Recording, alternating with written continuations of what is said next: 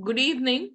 On behalf of Jagsonpal Pharmaceuticals Ltd, we extend a warm welcome to all of you in the next in the series of Scientific Sangam organized by ISOPARB Prayagraj in association with Allahabad Obs and Gynae Society and Allahabad Menopause Society with Jagsonpal Pharmaceuticals as the academic partner.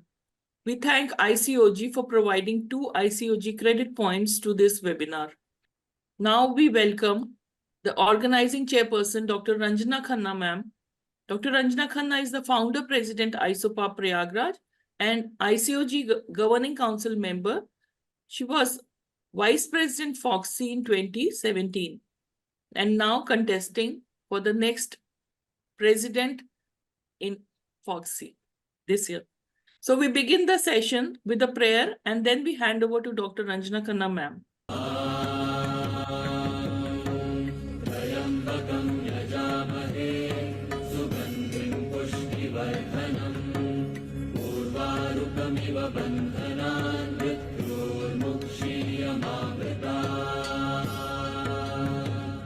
A very good evening to everyone, and I would welcome our chief guest, Dr. Pankaj Desai, sir, who is known for his knowledge and his wonderful sense of humor. And besides that, now the official CV, I would like to tell that he is an academician, a teacher, a scientific researcher, and an inspiring public speaker. Currently, he is consultant OBGYN specialist, Janani Maternity Hospital, Baroda. And he has been the Dean of Students, Medical College, Baroda, Associated Professor and Unit Chief, Department of OBS, SSG Hospital and Medical College, Baroda. He has got so many international and national awards. He is the past president of FOGSI. And he has got gold medal orations in OBGYN. Orations, he has given 62 guest lectures, moderator, panelists, similar academic honors. And he's 107 research papers have been published.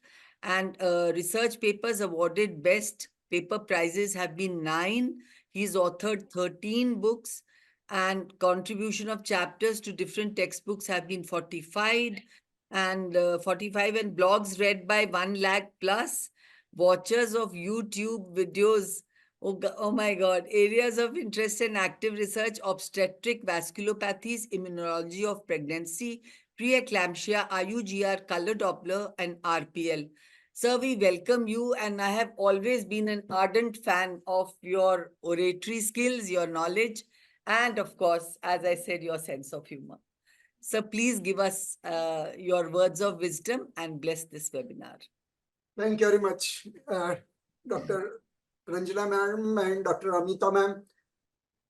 Extremely nice people. Amongst the nice people, if I have to pick up in FOGSI, these are some of them. And very dear friends of over decades now, like Anuradha madam and Bina madam. God bless you all. Thank you for inviting me here, and I am honored. And amongst so many chief guest addresses which I have given, I am not giving a traditional address. Nothing I do love to do traditional, because there is a saying in Gujarat, there is a phrase in Gujarati, chile chile gaadi chale, chile chale kaput, chile chile now chale goda si saput. That is what my mother told me, that nothing traditional, do things unconventional. And we are seeing currently that those, say, like people like Dr. Kalam, Dr. Swami Vivekananda, these were our inspirations. They have all been unconventional. I wish this webinar all success, and my address is titled, is always a story based on true life incidences. And the title of this is, So What? Okay. The condolence meeting was a serious gathering, as was expected. Her husband, an orthopedic surgeon in the city, had suddenly died of a heart attack. It was a shocking death, which added to the solemnity of the occasion. He must be in his late 40s, still very young. They were in early midlife. Still nothing was well settled, and the entire apple cart of her life turned turtle. She sat, leading and facing the mourners. The pain and challenges that she had to face now with two young children was impossible to express in words. They were a fine couple. A tall lady, very good looking in her youth, from your area, from Allahabad and that area. She was my senior and always had a very healing presence. She was a very skillful person, OBGYN senior, and competent in her work. She was not strict, but was well accomplished in getting all the work done. I went early to the condolence meeting because of my relations. My connection with her was far beyond formal. It was one of genuine respect bordering reverence. Usually people sit for 5 to 10 minutes at such gatherings, you know that. I had already sat for about 20 minutes. Then I moved to get up. My gaze suddenly caught her eyes. She moved her hand a little, clearly indicating sit. She was my senior in OBGYN department more than 2 decades ago. Picking up her non-verbal signals was a habit for me. Volume Not yet forgotten. I postponed the idea of living. Can you silent your this? Okay. I postponed the idea of living. All through I observed she was very silent, solemn but composed. Though her eyes did well up intermittently, nothing more was revealed from her face. It showed her inner poise and defiance. I had seen during my PG days working under her for 2 years one peculiar emotion, and that was seen on her face, as if to say, so what? The same emotion was silently peeping out of her face even today. There was no arrogance, just a confidence. After the last mourner had left, I rose, went in front of her, and did the traditional namaskar. Not a word exchanged. It was the old-timer senior, and in front of her, me, the junior. This time, she gently nodded, which means I can go now. As I was driving back home, my memory took me to my first emergency duty as a postgraduate student in the labor room. I had just completed MBBS and the subsequent internship, and I selected OBGYN for specialization. Emergency was light, soon it was afternoon. As was the phrase then, there was nothing active in the labor room. So the medical staff went to attend the weekly teaching session. She walked up to me, it was my first emergency week's duty, and said very confidently, you manage the labor room in the next hour. If you need any help, let me know, I will rush down. I too was not worried. I had recently done a full internship in labor room very sincerely and diligently. I had a good exposure of happenings there. Little did I know that internship and postgraduate residency are totally different games. And soon something happened. Within 10 minutes of me being alone, a full-term first-time pregnant lady, a primary gravida, walked in. She had not shown anywhere during the entire pregnancy, as was happening quite often during those days. I examined her and realized that the fetus was presenting by breech, and she was about to deliver. I had theoretically learned how to conduct such a delivery in my MBBS course. So supremely confident, I conducted it. First day, first delivery, I conducted a primary with breech labor absolutely flawlessly. There was no complication to the newborn or to the mother. I had a smile of satisfaction on my face. Soon, the entire medical staff returned from the lecture hall, the teaching session being over. They all looked at me with a snarl and an apparent derision. I was intrigued. The news seemed to have spread already. I just couldn't understand what had I done wrong. Nevertheless, now I was surely disturbed. Just then she, my registrar, walked in, supremely calm, cool and composed. She had a small smile on her face. I took her to the mother and the newborn in question and briefed her medically. With a tinge of fear of the unknown, I meekly say, I conducted it when you were in the teaching session. It was too difficult to call you. That came the reply. So what? She was actually directing those words to the onlookers who were expecting fireworks. The pain of my distractors was now, how can a duty day one first-year resident conduct a breech delivery all alone, and that too in a primary?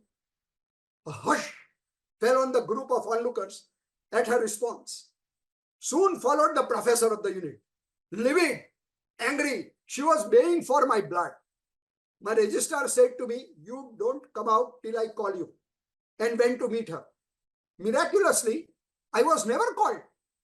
I don't know what she told the professor, but the latter, means the professor, left as quickly as she had come, but now pacified. I still don't know what she told her, but I surely heard, so what? I take the responsibility. We had a barbaric emergency weak system. Nowhere in the world such a system exists. We had such a system, a barbaric weekly system. In this, the registrar of the administrative unit would come, take charge on a Monday morning at 8 a.m. and that unit was lock, stock and barrel, attending all emergencies, deliveries and all critical cases in obstetrics and gynecology in the department for 168 hours continuously. We have to live also just below the labor room, some very substandard living condition, living quarters were there. To my ill luck, I had a colleague who was the son of a very famous gynecologist in the city. All the entities have been hidden. I am not exposing anybody here. Everything, maybe gender might be different, anything might be different. So, but I have hidden, but the message is through, absolutely honest. All my stories are based on true life stories. Nepotism is deeply ingrained in many medical institutions, and our department was no exception. He took full advantage of his mother's name and fame. Never interested in doing any strenuous work, he would leave work half done for us to complete, as if we were his servants. One night, when the duty was about to change, something unimaginable happened. Exactly on the dot at 11 p.m., I entered the labor room for my duty to relieve him. He was waiting for me. He had made an episiotomy cut in the mother whose delivery he had conducted. It was, we all know it is to be sutured in 3 layers. He had sutured the first layer and left the remaining 2 layers unsutured, as it was 11 p.m. and his duty was over. By no medical standards was this acceptable and could be tolerated. You will all agree with me. I, without a word, quickly scrubbed up, because that woman was open and sutured. In the meantime, he left arrogantly, speaking loudly, I won't work beyond my duty hours even for a second. Soon then after, my registrar, our Miss So What, walked in for a night round in the labor room. She looked at me and said, me suturing, oh, you got busy as soon as you entered, she observed. While she was taking the round of other patients with some other juniors, she was told by them as to what actually happened. She didn't utter a single word on the absolute irresponsible behavior, unimaginable behavior. I too didn't speak anything, but she had read my pain on my face.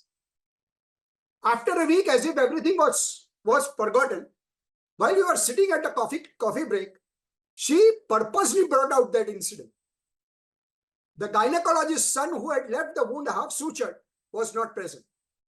Our Mrs. So What allowed me to describe what had happened and then responded with her characteristic, so what? I was baffled. But she backed it up immediately with some golden lines which are still ingrained in my heart today. He has his mother's hospital to learn everything. Do you have any? Then learn here. No questions asked, no complaints made. Those words, no complaints made, became a guiding light beacon for me all throughout my life. Just do your work, no complaints made. And those two simple, powerful words, so what? She taught me, with that, she taught me an amazing philosophy of life. The last point. After about a month of her husband's passing, suddenly my phone rang and her name flashed on the screen. Can you come down this Sunday evening for a cup of tea? No was never the answer.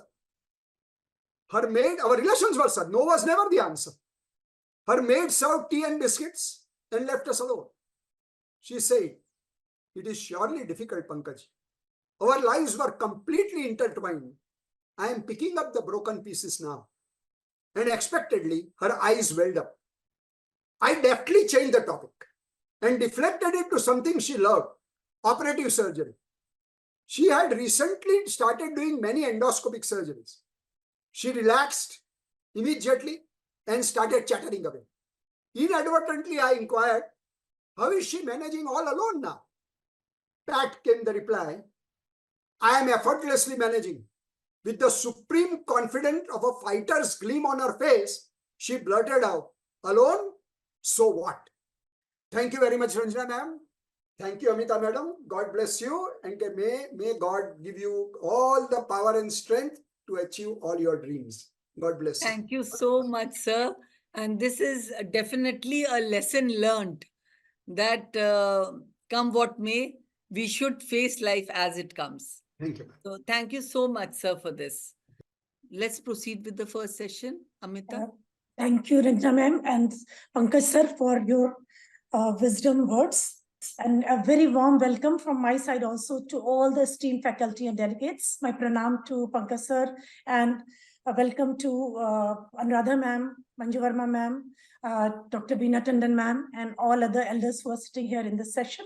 So as Dr. Pai is also going to join later, we'll starting with the second session where first speaker is today Dr. Khanna ma'am. She's a founder, president of ISOPARB Prayagraj. ISOPARB Prayagraj is because of her, and she's going to speak on a very important topic, that is midlife pregnancy complications. And to chair the session, we have with us Dr. Beena Tandon ma'am and Dr. Urvashi.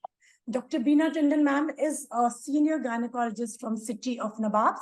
She is a very active member of Indian Menopause Society, member of various societies. She has been vice president of LOGS, ex-joint secretary, IHRF Lucknow chapter. She has been conveners of various workshops, that is medical legal workshop in 2022, ICOG, and cosmetic and regenerative workshop in UPCOG 2022. And her area of special interest are adolescent health and midlife health issues. And our next chairperson, welcome ma'am. And our next chairperson is Dr. Urvashi Barman Singh. She's a very dear friend, and she's professor and head of Department of Obstetrics and Gynecology at United Institute of Medical Sciences, Prayagraj. She has received Begum Fatima Kalbe Abbas Gold Medal for the best publication in the Journal of UPCOG. Awarded best paper presentation various times. She has various publications to her credit. She has been treasurer of UPCOG 2018 held at Allahabad, and she is presently vice president of Allahabad Obstetrics and Gynecological Society. Welcome, Dr. Urvashi. I request you to kindly introduce the speaker and the topic, that is midlife pregnancy complication. Over to you, Dr. Urvashi. Good evening. I'm honored to be the part of this scientific Sangam 3. Yes. I want to thank the organizer, Dr. Ranjana and Dr. Amita, for making me the part of this session. As we all know, the topic for today is midlife pregnancy. In the early 70s, we say elderly pregnancy is if the pregnancy occurs after 35 years of age, it is said to be elderly pregnancy. But over the last 40 years, the scenario has changed. The overall age of pregnancy is now raised worldwide and also in India because of the entry of the women in the workforce, because of the availability of the safe contraceptive, and because of the women are now going into the work and they want delay marriage. The reason for this topic, the importance of this topic is because of increased obstetric risk in this age. like miscarriages, increased genetic disorder, increased chances of PIH, gestational diabetes, etc. For all this, the detail of this midlife pregnancy and its complication, we have our own Dr. Ranjana Khanna ma'am, and she will speak on this topic. She is the senior consultant and director of Ranjana Hospital, National Vice President FOGSI 2017, founder, President ISOPARB and ICOG Governing Council member 2021 to 25, executive member of ISOPARB 23-25, President AOGS from 2013 to 17, and she was organizing chairperson of Scientific Sangam 2023, Obstetric Dilemma 2022, Bad Obstetric History 2017. And she was organizing secretary National FOGSI Conference, SEBMA, in 2016 at Allahabad. She achieved FOGSI Achiever Award 2022, FOGSI Dhira Award in 22, FOGSI Dr. D.K. Tank Reproductive Healthcare Promotion Trophy in 2015, FOGSI Smriti Milan Award of Save the Child, Girl Child in 2013.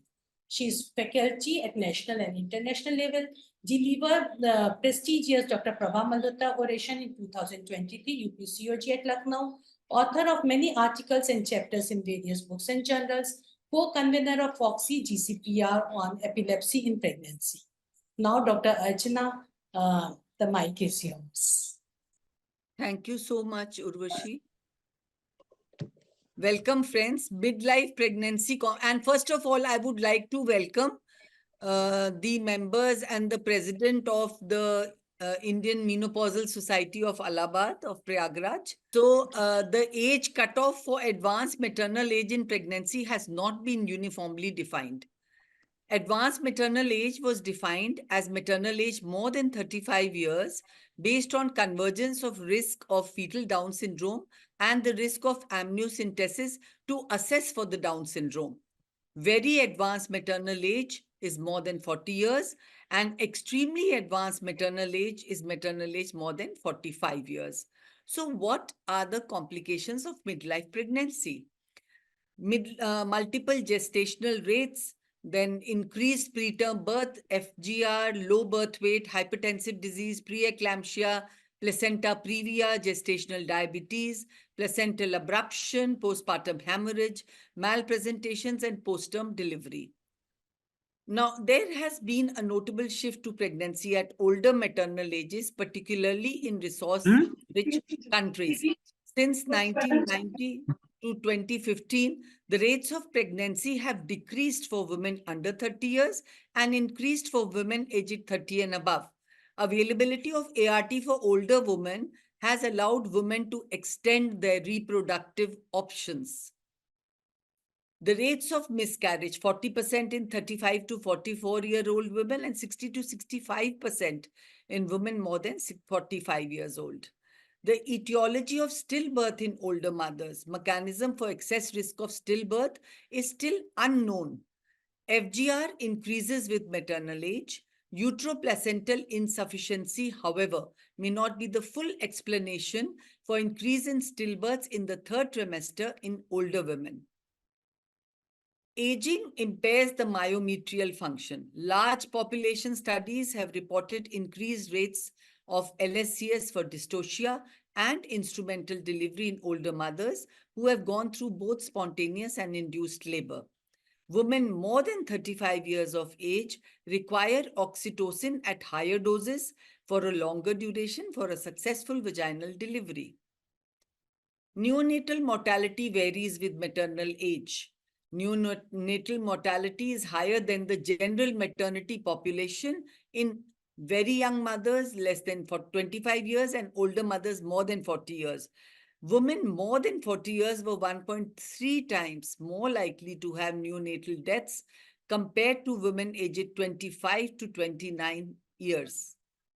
Common comorbidities are there in older gravida. We all know that the older the woman gets, the more chances of comorbidities being there, like diabetes, obesity, hypertension, previous pregnancy complicated by FGR or preterm birth, Comorbidities influence fetal health and increase the pregnancy risk in older women.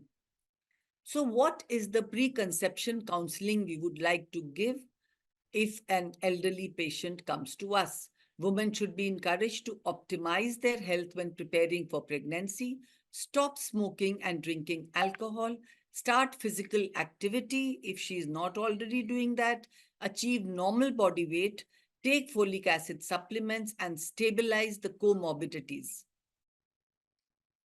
Now, there are a lot of studies of older pregnant women and the risk related to advanced maternal age. There was a study in Sweden which was done, which found that perinatal death, intrauterine fetal death, and neonatal death increased with age. Also, intercurrent illnesses and pregnancy complications increase with increasing age. And actually, all these studies which have been done in various European countries, Canada, UK, all of them show practically the same findings are there. And in 2005 in USA, they did a study to estimate the effect of maternal age on obstetrical outcomes, and they found that increasing age was significantly associated with miscarriage, chromosomal abnormalities, congenital abnormalities, gestational diabetes, placenta previa, and C-section. So what are the prenatal care issues? There are some specific care issues. Age and obesity are risk factors for development of type 2 diabetes mellitus and gestational diabetes. Screening older obese gravida for gestational diabetes in the first trimester and later is in pregnancy is quite reasonable. Maternal age-specific prevalence of trisomies 13 and 18 is there. So prenatal screening, we are all doing it nowadays routinely. First trimester screening, maternal serum AFP screening, sequential, quadruple, NIPT. So coming to the dual marker test, which is very important nowadays, measures the beta HCG and PAPE levels in the blood. Advised for women more than 35 years, but nowadays we are doing definitely 30 and above, as they fall in the risk of delivering a baby with Down syndrome. Though I saw one of my patients, 22-year-old, she also delivered a baby with Down syndrome and her testings had not been done elsewhere.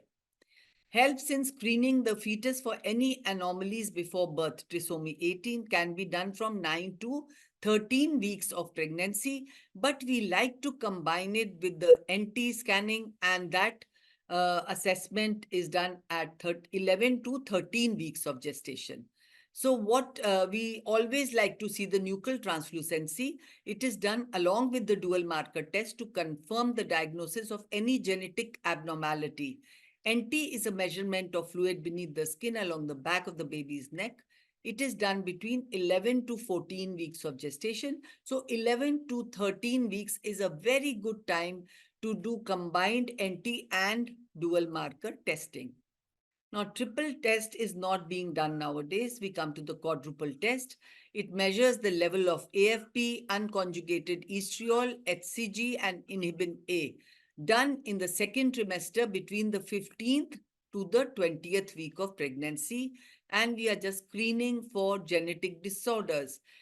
Especially it is recommended in slightly older women. And now if we find something abnormal, then we will like to go in also for a level 2 scan. And the timing, there is an integrated screening and sequential screening. Timing is 10 to 22 weeks, where we combine the first trimester and second trimester screening test results in various ways. Screens for Down syndrome, trisomy 13, 18, and NTDs.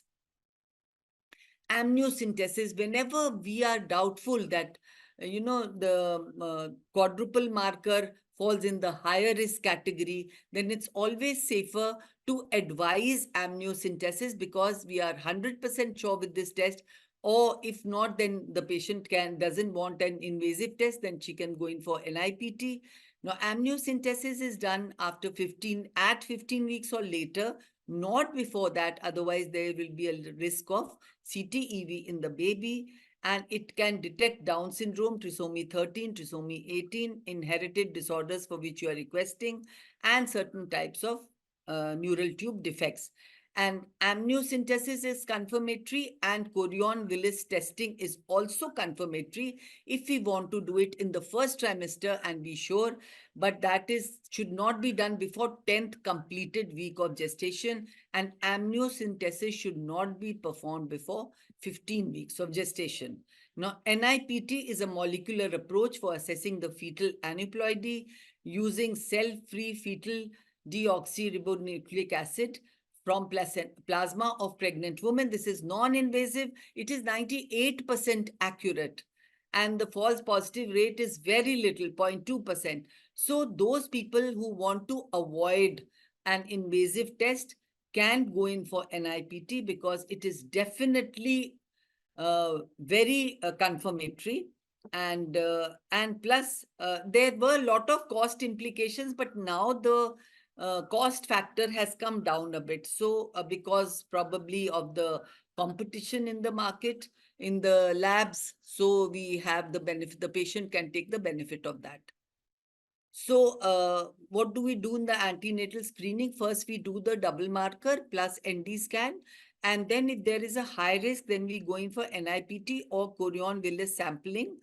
And if there is an intermediate risk, then quadruple screening plus an anomaly scan. And if it's low risk, then just reassure and do a level 2 scan. So what are the tests you would want to do? Weight, BMI is preferred. Blood pressure, mean arterial pressure is now preferred. Not only hemoglobin, we want to do a CBC.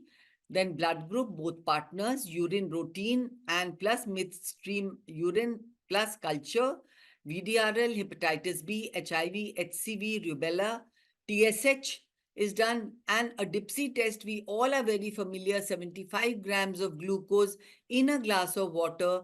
Patient is told not to take it, immediately in one go. Just take sips and finish it in 2-3 minutes comfortably, and then note the time. And 2 hours after that, we do a blood sugar testing to be sure. And even if the patient has eaten something before that, it doesn't matter. But after she takes that sugar, then the glucose, then she's not supposed to eat anything for 2 hours. She can take, however, water. Dating scan is done, NT scan is done, and per speculum examination is done to see for bacterial vaginosis. And if possible, if you want a smear, then we can do that. And then in the second trimester, again, we will repeat all the blood tests. Hemoglobin is repeated, thyroid, TSH is repeated, DIPSI is done again, and we go in for a level 2 scan. And we will monitor the patient. And in the, yes, we talked about this. Then in the third trimester, blood tests are again repeated. Again, we will do a hemoglobin. We should be very well aware of the situation of the anemia in the patient. And the cervical length is also seen in the second trimester also, and in this also, especially if there's a history. And we'd like to do a DIPSI test again, color Doppler, CTG. And then I think further FGR is going to be discussed by Dr. Pragya. But just a bit I will touch. Fetal growth assessment. Ultrasound is done at 38 to 39 weeks of gestation to assess the fetal growth and amniotic fluid volume. Twice weekly antepartum testing is performed, alternating between a non-stress test and a biophysical profile. And delayed fetal movement is monitored until delivery. For women with additional risk factors, alternating non-stress tests with ultrasounds weekly at 36 weeks is done. Now, FGR is suggested if the gestational weeks determined by ultrasound repeatedly show a delay in the third trimester from the weeks determined by CRL or correct last menstrual period. Normal fetal growth is influenced by genetic predisposition, parental influence, ethnic differences, environment, and fetal gender also. Incidence of FGR varies from 1 to 12%. And these fetuses have lot of consequences like higher perinatal morbidity, mortality, perinatal asphyxia, hypothermia, persistent fetal circulation, hypoglycemia, polycythemia, neurological defects, learning and behavioral problems. So what are the risk factors for FGR? maternal demographics, advanced age, underweight patient, living in high altitude, severe anemia, hemoglobinopathies, environmental factors like pollution, heavy metals, heat, medical conditions, chronic hypertension, CKD, SLE, inflammatory bowel disease, APLA, pregestational diabetes, obstetrical history, previous pregnancy affected by FGR or preeclampsia, biochemical markers, low PIGF, low PAPA, and high AFP. Ultrasound-based markers are very important, though the details are going to be discussed by Pragya, but still uterine artery pulsatility index more than 95th percentile, bilateral notching, marginal or velamentous cord insertion, all these are going to be subsequently discussed further. Now, how do we diagnose? Fundal height below 5th percentile, chronic distress is likely.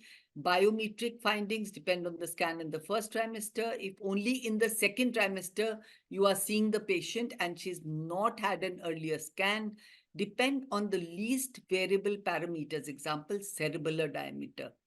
But the gestational age estimation and diagnosis of FGR is also dependent on BPD, head circumference, cerebral index, abdominal diameter, and circumference femur length, fetal organ biometry. Doppler findings are most reliable method to predict and diagnose IUGR. Now, first prediction of IUGR based on Doppler studies of uterine and umbilical arteries can be done at 22 to 25 weeks. 22 to 24 weeks Doppler high resistance in uterine artery, 24-fold increased chances of preeclampsia and IUGR. I think I won't go into this because Pragya will speak in details. Now, fetal growth velocity. When fetal growth velocity has to be plotted, then there are the customized growth charts are there. But if we plot the fetal growth velocity, we will against that as a general. So customized growth charts are important because the universal growth charts are not, the Western babies are much bigger than the Indian counterparts. So we should not use the universal growth charts. We should have our own customized growth charts, especially for that area, so that we can plot the fetal growth velocity. And then if the fetal growth velocity is lagging, then we can come to know very clearly. But we have to depend on the customized growth charts and not on the universal ones. So key recommendations are symphysis. Fundal height is a simple and inexpensive tool that can be used as the primary screening strategy for FGR in low-risk pregnancies in both low and high resource setting. Local or regional growth charts should be preferred over the universal charts, and criteria from Delphi consensus, including both biometric and functional parameters, should be used to define FGR. Now, medical management we'll just be touching, and just in brief, bed rest does not seem to have any particular advantage in improving the fetal growth. Low dose aspirin, there is no role in treatment once FGR has already set in. Heparin and low molecular weight heparin, there's no role in treatment once FGR has already set in. Then we are also using L-arginine. It is said that deficiency in nitric oxide may play an important role in the causing the FGR, and it can be used to increase the maternal nitric oxide levels, but there is no definite role of either L-arginine or sildenafil citrate. Micronutrients are there. It is said that they do have some role, and similarly antioxidants like serum, vitamin C and E levels in IUGR, it was found that they were lower, and natural antioxidants, vitamin C and E, seem to be helpful against increased oxidative stress in pregnancies which are complicated with IUGR. Obstetrical management, depending on Doppler findings, I think just in brief, IUGR with normal hemodynamic profile, no immediate action, and repeat Doppler and BPP every 2 weeks with hemodynamic redistribution 32 to 34 weeks, and early stages of centralization, Doppler and BPP monitoring with late stage, terminate the pregnancy, and if the IUGR is there with hemodynamic redistribution between 28 to 32 weeks of gestation, termination of pregnancy if there's advanced and terminal stages, but expectant management with early stage of centralization. Now, talking about stillbirth, will induction of labor at term improve the outcome? Delivery in 39 weeks of gestation for women more than 35 years is favored because of increased risk of stillbirth beyond this gestational age. Women who decline induction are managed with twice weekly testing and daily kick counts until spontaneous labor, non-reassuring testing of 41 weeks of gestation. For women more than 40 years, expectant management is discouraged beyond 40 weeks of gestation, and now it is proven that it is better than it in elderly patients. It is better that the delivery should take place by 39 weeks of gestation to prevent the stillbirth in these patients. So to summarize, with advancing age, fertility and fecundity decrease. In midlife pregnancies, risk of miscarriage increases by up to 90%. Due to chromosomal aberrations, there is an increased risk of hypertension, GDM, obesity, FGR, preterm delivery and placenta previa. Hence, there is an increased risk of LSCS, increased risk of stillbirth, and to prevent this, pregnancy should be terminated around 39 weeks. And before I say a thank you, I will be standing for the post of FOGSI president, which is very prestigious in this election year, 2024. And I would request everyone for their vote and support. Thank you so much. Thank you, ma'am, for this wonderful talk. I request Dr. Beena Tandon to summarize. Thank you, Dr. Ranjana, for such an important, a beautiful description of a very important topic. I fully agree with you that we should encourage all the women to have a marriage between 25 to 29 years of age to avoid all these complications of delayed childbearing, because it is easy to prevent these complications rather to treat. And career is important, but if you have planned a child, then it should be timely childbearing. So thank you, Dr. Ranjana. Thank you again for inviting me as a chairperson and enlightening us on this beautiful topic. Thank you. Thank you so much, Dr. Thank you. Thank you, everyone. And moving towards the next session, I would like to hand over the session to our Secretary of Allahabad Obstetrics and Gynecological Society, Dr. Uma Jaiswal. Thank you, Dr. Amita. A warm welcome to esteemed faculties on board. Thank you, Ranjana ma'am and Amita, for having me in this platform. Now it's my proud privilege to introduce and invite my teacher, Dr. Anuradha Khanna ma'am, as chairperson. She is ex-HOD of Studies in Gynecology, BHU, ex-president Vox.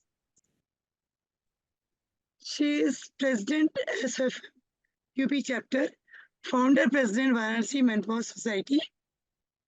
She is president UP chapter 2324, organizing secretary UPCOG 2019, organizing secretary ICOG 2012, scientific chairperson Journal IMS-CON 2014, organizing chairperson UPCOG 2019, organizing chairperson IMS-CON 2021. Ma'am ने बहुत सारी conferences, सारी chairpersons ma'am organise की है. She has FAMS of Academy of Medical Sciences awardee, TJ Mukherjee IMA awardee 1977, WHO Fellowship awardee 1995 USA, UICC Fellowship awardee 1994 USA, Indo-Hungarian Fellowship awardee 1992, Indo-Netherlands Fellowship awardee 1998, Best Paper awardee AICOG 2010, 2010, more than 120 publications in national and international journal in her credit, several chapters in the book, guided more than 42 MD theses and 4 PhD theses, delivered many oration and guest lecture. I welcome you, ma'am. Thank you, Next dear. person, thank you. My next person is Dr. Angela Sai. She is consultant obstetrician and gynecologist, IVF and infertility, Jeevan Jyoti Hospital, Allahabad. She is my dear friend, graduated. She is president Indian Menopause Society, Allahabad. She is RA Associate Member, RCOG, member of National International Gynae and Fertility Societies, paper presentation National ISCCP, ICOG, and regional RCOG South Zone conferences. Poster presentation at RCOG, Pregnant 2016, and International Award Congress IIFS 2016, International Paper Presentation at ICGO Reg 2017 on colposcopy, awardee for best paper presentation at All India Obstetrics Gynecology Conference 2019 Lucknow, organizing secretary IMS Con 2014. It is a wonderful conference and very successful conference. I welcome you, Dr. Angela. It's a proud privilege to introduce Dr. Muralidhar Pai, sir. He is Dean Sikkim Manipal Institute of Medical Sciences, and at ISOPARB Prayagraj we always जब भी हमें जरूरत होती है कि कोई अच्छा topic वो करना है तो we always depend on Dr. Pai, and he is a true academician.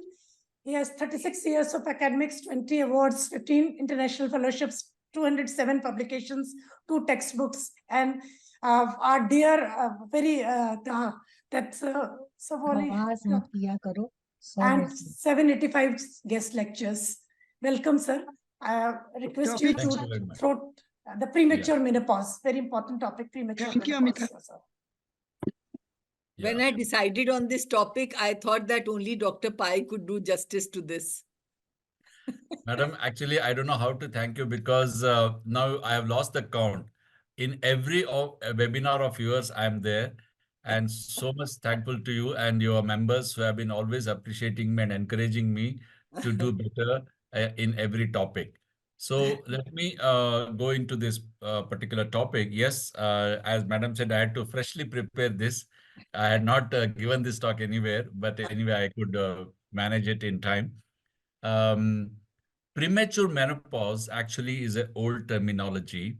The new terminology is premature ovarian insufficiency, because when you say menopause, it gives a very bad impression to the woman that whether I have achieved menopause already. So that's why when you say premature ovarian insufficiency, it truly represents the problem that occurs during a premature menopause. You will soon realize why I'm saying so. Now, let us differentiate between early menopause and premature menopause first. So there is a confusion in that also. Now, the menopausal age itself is confusing. If you go to the true definition of menopause, it is a very smartly written definition. They say menopause is cessation of menstruation 12 months, whatever it is, at the age of menopause. Now, this is a funny definition I have seen. Now, when you say at the age of menopause, what is the age of menopause? That's what we all are dying to know. So normal menopause is such a big, range. It is 45 years to 55 years. So it could be anywhere between. If you take a median, it will be 50 years. But it is wrong to say, some people will go up to 55 years. So wrong to say that the menopausal age is 45. Now, what is early menopause? That is very clearly defined. If a lady attains menopause before the age of 45, then it is early menopause. Then what is premature menopause? The early menopause affects around 5% of the women. Whereas premature menopause, what we say landmark in every person's life, especially in the life of a woman. So premature menopause is defined if she attains prematurely ovarian insufficiency before the age of 40. So it is very clear 40, 45 and up to 55. Now it affects around 1% of women, that is less than 40. That is strictly speaking 30 to 40. Now, if anybody attains this before 30, it is extremely distressful, but fortunately, it is just 1 in 1,000, that is 0.1%. And those attaining premature ovarian insufficiency before the age of 25 is much lesser, 1 in 10,000, which is 0.01%. What is the epidemiology of this? The prevalence was higher in countries with medium and low human development indices. Now, how does it exactly influence is not very clearly defined. It's just an observation in the epidemiology. But what is to be noted is that women experiencing secondary amenorrhea, it is 4 to 8%. So that means already they are in the transition from secondary amenorrhea to premature ovarian insufficiency. In cases of primary amenorrhea, now you may wonder if there is a primary amenorrhea, is it fair to call there is a ovarian insufficiency because they have never menstruated? Yes, this so-called primary amenorrhea may still have some small follicles which may be still producing estrogen, may not be good enough to develop the endometrium and withdrawal and have a bleeding. But these are the ones who have higher incidence, 10 to 28% incidence of premature ovarian insufficiency. The incidence also depends upon ethnicity. There's a whole lot of things, but basically there is a variation from one ethnic group to another ethnic group. Now, what is the difference between, I'm just clarifying so many confusions that are there in the terminology. What is premature ovarian failure versus premature ovarian insufficiency? Now, the moment you say failure, as the English word denotes, there's a totality, total failure. But that really does not happen. That's why some patients are known to have residual ovarian function and they seldom lead to pregnancy also. That's why the better terminology is insufficiency. And this was adopted by American Consensus Meeting and also by ISHRE. So we should not call premature ovarian failure, which denotes totality, but that doesn't happen in nature. There will be some residual ovarian function. That's why insufficiency is a better terminology. Now, let us see what actually happens in premature ovarian insufficiency. It is not a big thing to understand. Biochemically, it is characterized by amenorrhea with hypoestrogenic and hyperandrogenic or hypergonadotrophic rather conditions. And in some cases, there is loss of fertility also. As we all know, when the follicles deplete, the pituitary will secrete more of FSH in an attempt to stimulate the ovaries. So there will be hypergonadotrophism. But in spite of that, there is no granulosa cells. That's why there will be hypoestrogenic situation. Typically, what happens in the menopausal transition or postmenopausal situation. The diagnosis, now hyper, hypo, these are all very relative terminologies. We usually would like to have an absolute number. If you go by the absolute number, if there is a continuously elevated FSH more than 25 international units per liter. Now, you may ask me a question, what do you mean by continuously elevated? Whenever a lady has some sort of amenorrhea, which goes beyond 3 months, every 3 months we are supposed to estimate ideally FSH. And continuously, if it happens 2 to 3 times, then we can probably safely call she is going in for premature ovarian insufficiency. And once she attains menopause, it will cross 40. So I used to teach undergraduates to easy way to remember is after the age of 40, it is more than 40 as far as FSH is concerned. As far as estrogen is concerned, it is less than 40. So easy way to remember, everything is 40. 40 years, more than 40 FSH, less than 40 estrogen. Now, what is the clinical view of premature ovarian insufficiency? It is highly variable because it is neither a classical menopause nor a total normal regular ovarian cycle. So there will be wide variety of situations in premature ovarian insufficiency. Symptoms are sometimes indistinguishable from those associated with menopause. We all know that. That is new onset of menstrual irregularity, difficulty in conceiving if they are still hoping to conceive, because nowadays the marriages are late. So they may still be trying to conceive up to the age of 40. And then hot flashes, dyspareunia because of lack of estrogen and dryness of vagina, night sweat, something like hot flashes, dry eyes, again, effect of hypoestrogenism, decreased sexual desire, both hypoestrogenism and hypoandrogenism are other typical symptoms. So she will go through wide variety of symptoms, which are sometimes similar to what is experienced in the postmenopausal situation. What is the etiology? Now, this is very, very difficult to understand. It is very elaborate, but to simplify it, it can be either spontaneous or idiopathic, because its etiology is mostly underdetermined. Ovarian insufficiency is prompted by underlying mechanisms such as early follicular depletion. So follicles are all depleted because every cycle for one Graafian follicle, so many primordial follicles, they sacrifice themselves. So as a result, there will be a lot of depletion, especially if there is, continuous regular cycles, there could be a natural depletion. Blockage of follicular maturation. Follicles may be there, but unless they mature, they do not produce enough estrogen. Destruction of oocyte pool. So just like that, there is a destruction of oocyte pool that can be happening. And finally, resistant ovarian syndrome. Follicles are there, but the receptors on the follicles are not responding to the FSH secreted by pituitary. So there are multiple mechanisms, as you can see. One or two may be acting in some ladies, or all of them may be acting, and they are not acting at the same time. They're acting at different situations. So it is almost like a turmoil. It's almost like the waves in the sea. They come up and go.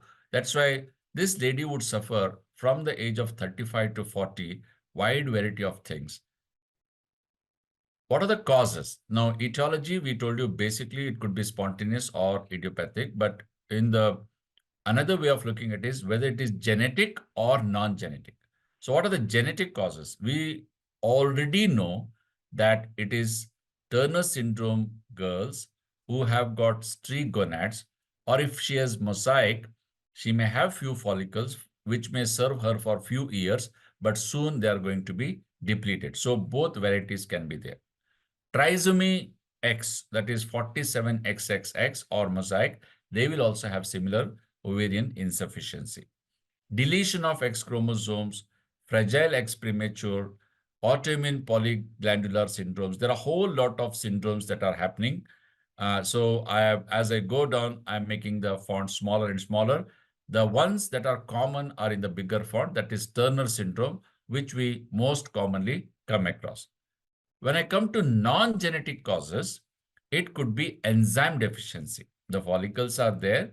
There are problems with the enzyme deficiency, galactosemia or 17-alpha hydroxylase deficiency, which is very important for the conversion of androgens into estrogens. Aromatase deficiency. This is extremely important in the conversion of androgen to estrogen. Then come the infections which will knock down the ovaries. The most notorious one is mumps and chickenpox. And then tuberculosis also. We all know the genital tuberculosis can affect the ovaries very badly. Though the commonest site is tubes and then the endometrium, ovaries also can be affected. Malaria, cytomegalovirus, and shigellosis. These are in small fonts, so they are not so common. Other non-genetic causes could be induced or others. That is a surgical menopause, what we say, bilateral oophorectomy, pelvic vessel embolization. Maybe it was a case of postpartum hemorrhage and you embolize, and some amount of ovaries are also affected because of the blockage of the vessels. Radiation, maybe because of cancer, she would be undergoing radiation, so ovaries are knocked down. Chemotherapy, alkalizing agents like cyclophosphamide, chlorambucil, and environmental toxins. Nowadays, this is actually having more of an effect on most of the ladies. Let us just look at some histology before we go into the treatment of the ovarian insufficiency. Ovaries of women with premature ovarian insufficiency, they do contain follicles. As I said, it is not total failure, it is insufficiency. So some amount of follicles are there, though these are resistant to high doses of gonadotropins. Contrast to this, in gonadal dysgenesis, there are depletion of ovarian follicles. During embryogenesis itself or in the first few years after birth. So ovaries do not have follicles. This is the major difference between gonadal dysgenesis and ovarian insufficiency. So this is on the left side is the normal follicular genesis. On the right side, as you can see, there is no real maturation. Most of them are atretic and they die natural death. So histology varies according to phenotypes, as I explained earlier. However, most antral follicles are histologically abnormal, that is for sure.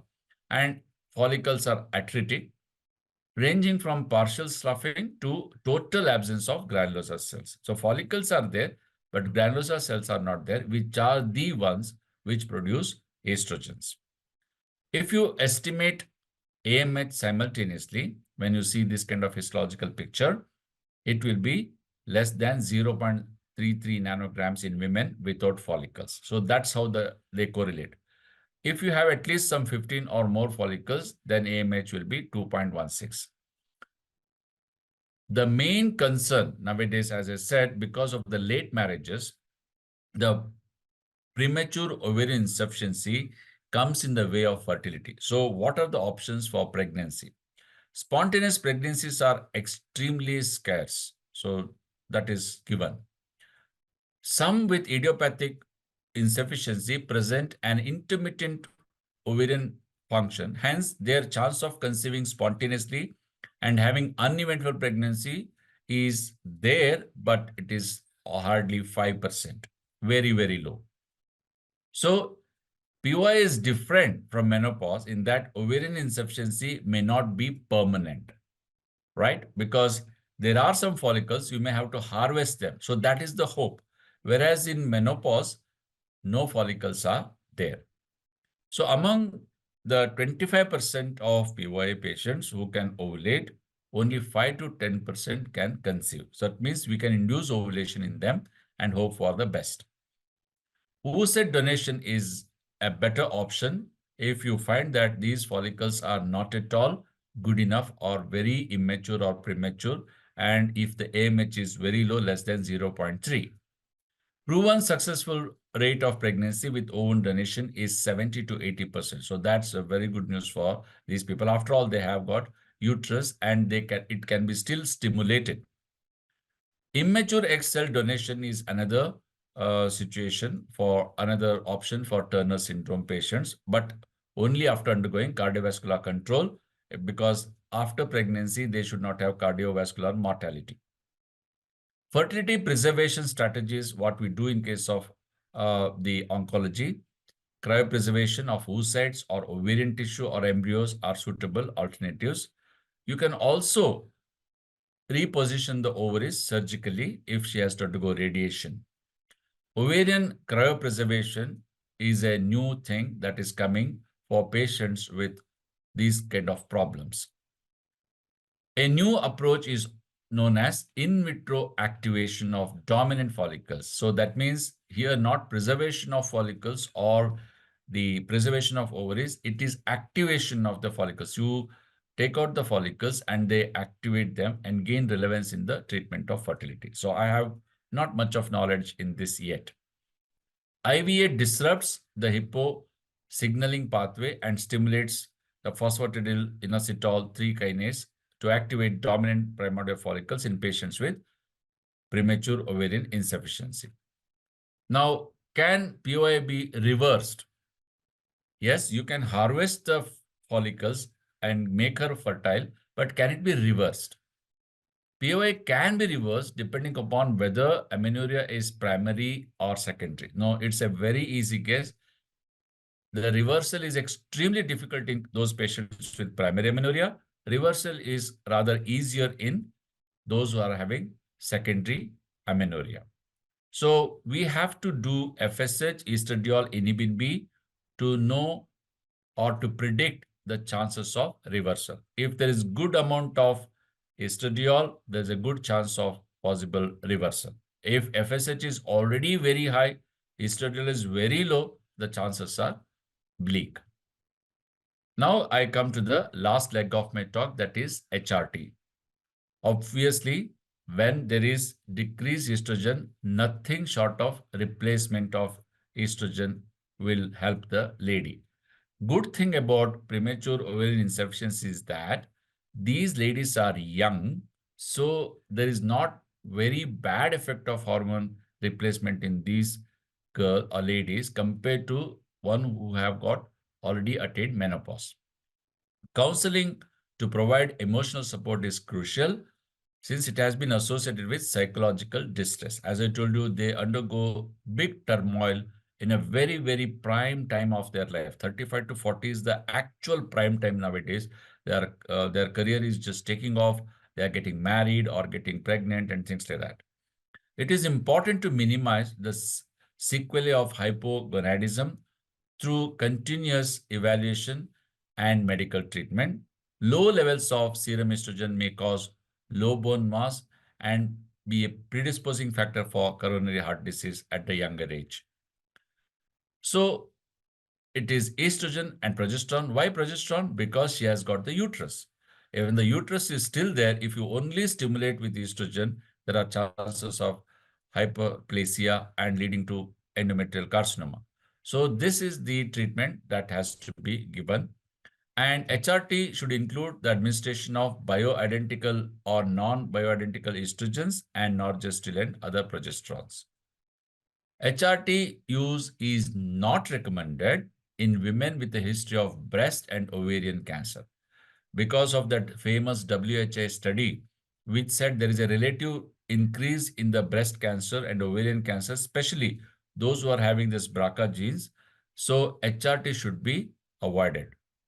In breastfeeding mothers, again here because it can cause neonatal jaundice and neonatal breast enlargement.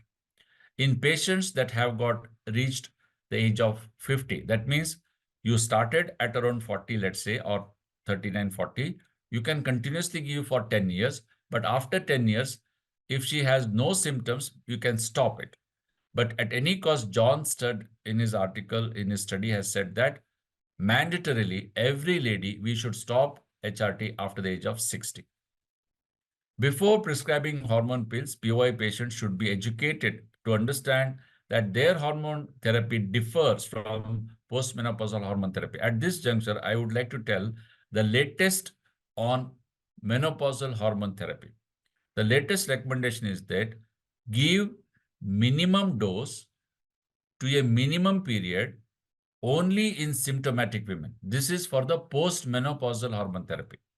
It should not be confused with the premature ovarian insufficiency. When there is premature ovarian insufficiency, you must give hormone. It is not minimum period, and if there is symptom, you must give until the age of 50. After the age of 50, you can consider her like a case of postmenopausal lady. That means give only if there is symptom, otherwise don't give. Now, what is the difference? HRT in POI and postmenopausal. Many health risks increase with use of HRT, as we know, including those of breast cancer, stroke, and cardiovascular diseases. However, potential risks for benefits of HRT are different in those two populations. POI patients are generally younger than postmenopausal women. Their risk of cardiovascular disease and breast cancer are significantly lower. That's why I repeat, for POI, you must give HRT even on a long-term duration up to maybe 10 years, whereas postmenopausal, it is given for a minimal period of 3 to 6 months only if there is symptom.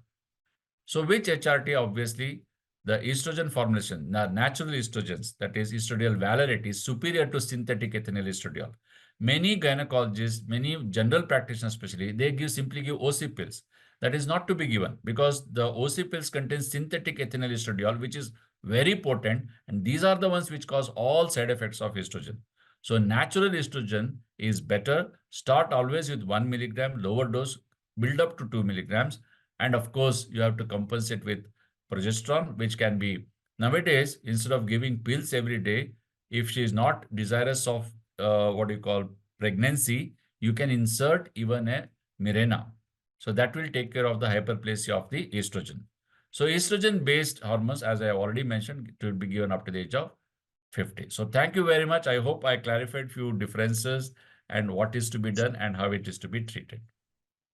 Thank you, sir, for a very comprehensive, and you have left no field untouched. I request Dr. Anuradha Khanna ma'am, please summarize the talk and give your valuable input. Thank you very much, Dr. Ranjana, for giving me this opportunity. And it is awesome to always listen, Dr. Muralidhar Paiji. I've got few comments. Actually, I had prepared in 2010 a panel discussion on this topic when we were not having this sort of things, not in mobile. We have to sit in a studio and then speak about it in that era. So I have got few comments only to say. One is about the autoimmune disorder. Because once we are watching the patient, we have to watch in line of autoimmune disorder like peripheral nephritis, neuropathies, leukoderma, hypothyroidism, anti-TPO antibody positive, early pregnancy loss. So, because if we will not even apply SLE or ANA, because if we will not go under this, then she will not be even fit for IVF and donor. So one point was this. Exactly. And then other That was a very pertinent very point which you have important, brought yeah. up, madam. Very Yeah. pertinent. And the other point is, though we are not getting it in India done, but it is the FREX gene. It is the repeats of FREX gene more than 68 and 122 that also decide the phenotype of POI. Whether it is a mild or it is a severe, it is going to be abrupt deletion or still there's some hope in it. Then some point in resistant ovarian syndrome, in which you will get, as you said, AMH more than 2 or even 2, and you can see follicles also, but because of FHH receptor deficiency, mutations, you will get this syndrome, but it can be treated by the higher level of FSH stimulation, but there are some problems regarding the gene defect that we have to counsel.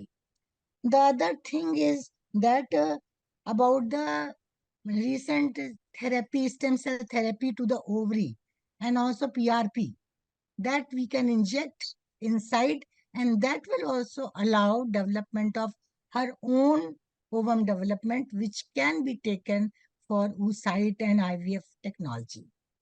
Then about the hormone therapy, in such women, I had many patients of POI in which I have given sequential hormone therapy because a few of them, they want pregnancy, they conceive on their own, even with the low dose of estrogen, and then we can put them on like dadrogestrone as a progesterone also.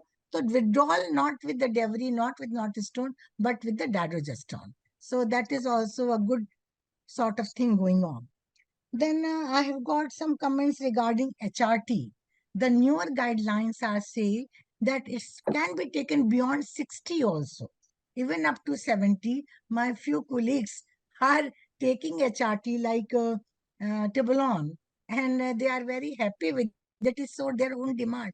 Even I worked in 1998 Amsterdam with Dr. Boer in IVF and also endoscopy, and she was 65. She says, Anuradha, I can't sleep without a pill.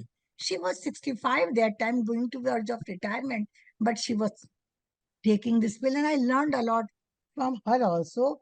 And then the HRT, which was the old thing that for a least time, for a least effect, for a vasomotor symptoms, that thing also has been changed.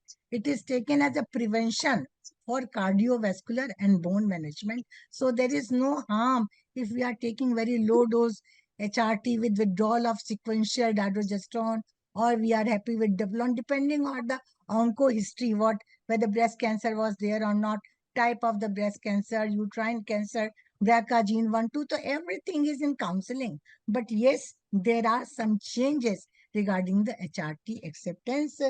And I think you have discussed many things very essentially. And coming to the toxins, the beautiful part you have mentioned in the etiopathogenesis, that it is not only the toxins which affects the ovary, this toxin also affects the uterus. And that hampers with the dysfunctional abnormality. I mean, the old terminology, recent is AUB, more recent is adenomyosis. So they are in toto conjunct with this. And then genital tuberculosis. Genital tuberculosis is also making a donor's appearance, initially in the ovary, then atrophy. And similarly, in the uterus also, first inflammation, bulky uterus, PID, then coming to the shrunken uterus and hypomenorrhea and amenorrhea. So really, you made me also to go in the subject, though I couldn't get time to read nowadays about PID, but this I just recapitulated my old memories. Thank you so That much. is really, that's truly masterly, ma'am. I really appreciate. No wonder I was going through your CV, and you are such an erudite professor. I'm really blessed to be among you all. So Thank you you so have brought much. very pertinent points, and I totally agree with most of them, except that the continuation of HRT has to be very cautiously made. Under supervision. Yeah, Yeah. and it has But to be I'm telling individualized, you, because we cannot make a yeah. we cannot make a generalized statement that it can be Yes. taken up to 60, And Yes. I 70. feel that if the patient is not having symptoms, Yeah, then we need exactly. There not is give no her. need to And give, because she's leading an active life. yeah, that's true. Lifestyle You is put the it best correctly, ma'am, management. Ranjana ma'am. Lifestyle, yes. Yeah, It's yeah, very yeah. Ranjana, I would like Lifestyle to is the add. best.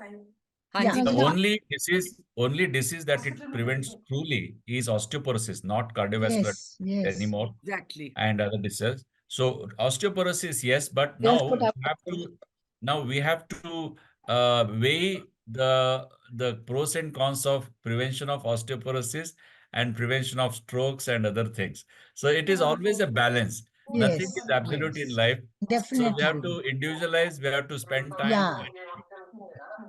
But I would like to add here something. Hanji. Besides, Dr. Anuradha has almost said everything, that these POI patients are more likely to go in for osteoporosis. So, should we go Yes, in for prevention of osteoporosis by giving them a yes, that is supplement of why calcium and vitamin that D? is, That's what he Yeah, said. that should Yeah. be that is why that should I be said as the treatment, as the exercises and all those natural things correct. to be done with these That is why I patients. said HRT long term is absolutely required for POI, but it is not absolutely required for postmenopausal.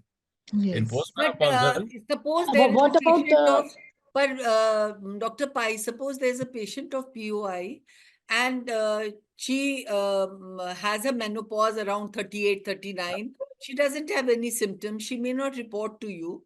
And she is a very active worker. She keeps on doing her work and she doesn't feel the need of it. So then I don't think it is that essential that we have to give it. What is your take on that?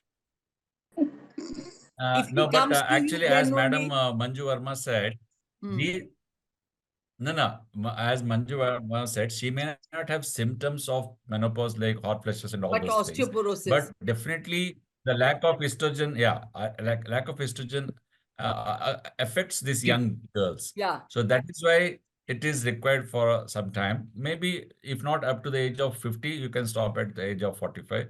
And as I said, nowadays, instead of giving progesterone every day, if she has completed the family, Sequential. luckily at 1 or 2, you can just put a Mirena in her, and then estradiol, valerate, or any other natural estrogens that can be taken.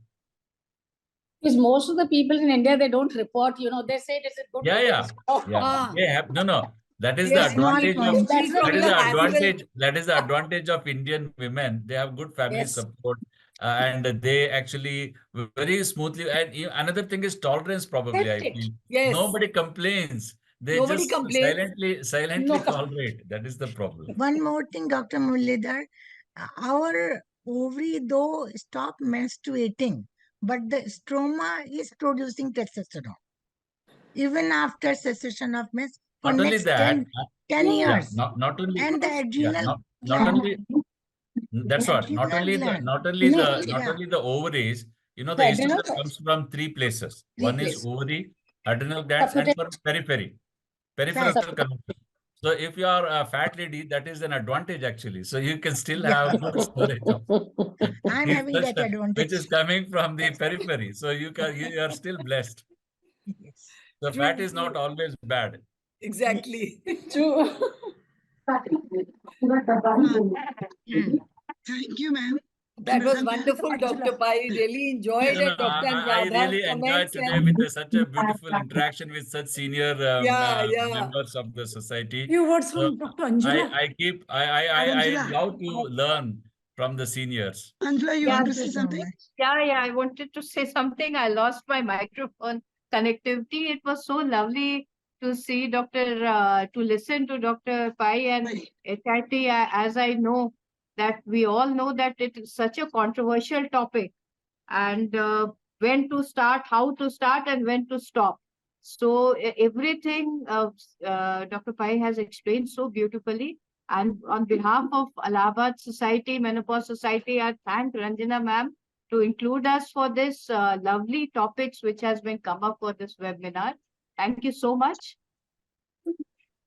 Thank you, ma'am. Thank you, ma'am. Dr. Manju Varma, ma'am. Please, you have given such a valuable input. And Anuradha ma'am, you are my teacher. So you teach us so well. I know that. Thank It's you. always Now, lovely to hear yes, Dr. Anuradha Khanna, yes. ma'am. Thank you, so bye, much. sir. It was so nice. That is why I thought ki the best person to be in your talk would be Dr. Anuradha Khanna. I also learn a lot of things. And I'm blessed. I'm blessed. Thank you, everyone. Thank you. Now I request Dr. Amita. Moving quickly to the third session, that is ultrasound in FGR. And it will be covered by none other than Secretary General of National ISOPARB, Dr. Pragya Mishra Chaudhary. And to chair this session, we have two wonderful, very important members of Allahabad Obstetrics and Gynecological Society. Our favorite Dr. Abhilasha Chaturvedi ma'am. She's director of Abhilasha Hospital. Besides being a doctor, she is IVF specialist, writer, traveler, and animal enthusiast. She had been past president of AOGS. She was the first woman president of Allahabad Medical Association, and she introduced ultrasound in Allahabad. And she, to her credit, she had a first IVF baby in Allahabad. Welcome, ma'am. And as our guest of honor, Dr. Anju Soni has joined, I would request our founder president of ISOPARB Prayagraj, Dr. Reena Khanna, to kindly welcome Dr. Anju Soni as guest of honor for this webinar. So we welcome Dr. Anju Soni as the guest of honor for this webinar. And she is the current president of the Indian Menopausal Society, Secretary General IMS 2225, elected Governing Council member ICOG GCM, and chairperson HIV and AIDS Committee. Dhoom macha di thi Anju ne when she was chairperson HIV and AIDS Committee. And she is very, very dynamic, and she is standing for Vice President FOGSI from the West Zone. So over to you, Anju, and please say something, some words of blessings. And Thank you, Dr. Ranjana, for your very, very kind words. And of course, you are as dynamic as anybody.